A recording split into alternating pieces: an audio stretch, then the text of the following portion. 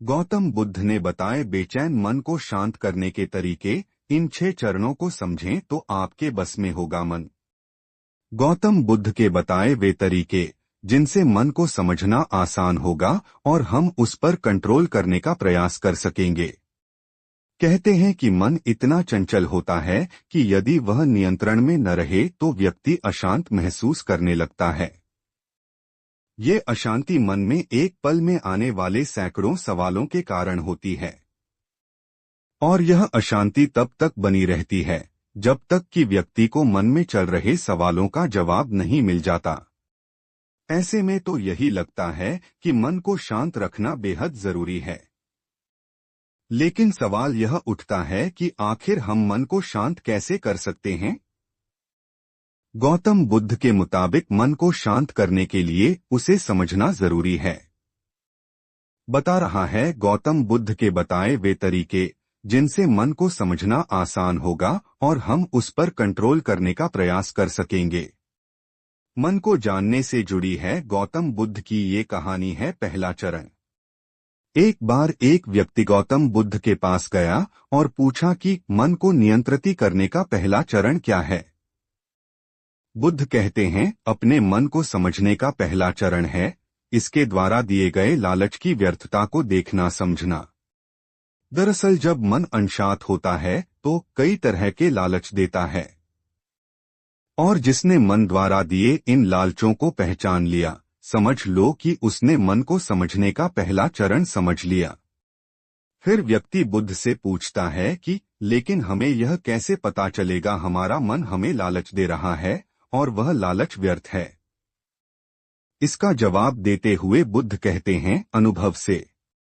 मनुष्य मन के लालच से जिस कार्य को अतिपूर्वक करता है उसमें उसे हानि ही होती है और हानि के बाद ही उसे अनुभव होता है। जैसे जिसने वास्तव में यह देख लिया कि नशा करना केवल दुख है, वह नशा मुक्त होना शुरू कर देगा। वहीं जिसने जान लिया कि ईर्ष्या से खुद का नाश होता है, वह ईर्ष्या से मुक्त हो जाएगा। मन को समझने का यही पहला चरण है। मन को जानने का दूसरा चरण। व्यक्ति बुद्ध से पूछता है यदि व्यक्ति पहले चरण से यह जान जाता है कि वह मन द्वारा दिए लालचों के कारण दुखी है तो फिर दूसरा चरण क्या है? बुद्ध कहते हैं खोज पर निकलना। दूसरे चरण के लिए ऐसे व्यक्ति की खोज पर निकलना होगा जो पहले ही अपने मन को जानकर इससे मुक्त हो चुका है। दरअसल एक ऐसा ही व्यक्ति तुम्हारा मार्गदर्शन कर पाएगा। मन को जानने का तीसरा चरण।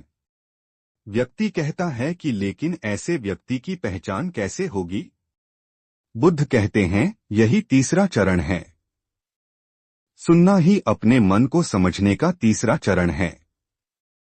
व्यक्ति कहता है क्या इसे देखकर पता नहीं किया जा सकता? बुद्ध कहते हैं देखने में कोई व्यक्ति बहुत शांत और अच्छा लग सकता है, लेकिन उसके मन के भीतर क्या है यह उसके शब्दों से ही पता चल सकता है।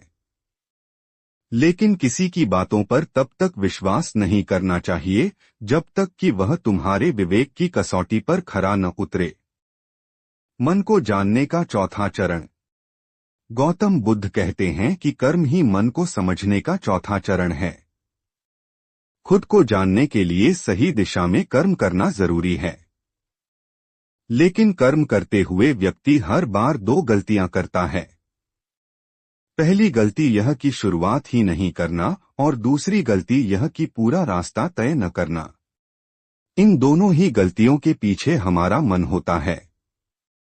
व्यक्ति अपने कर्म को पूरा इसलिए नहीं कर पाता क्योंकि वह सोचता है कि मैं कल से शुरुआत करूंगा तो कोई यह सोचता है कि मैं असफल हो जाऊंगा।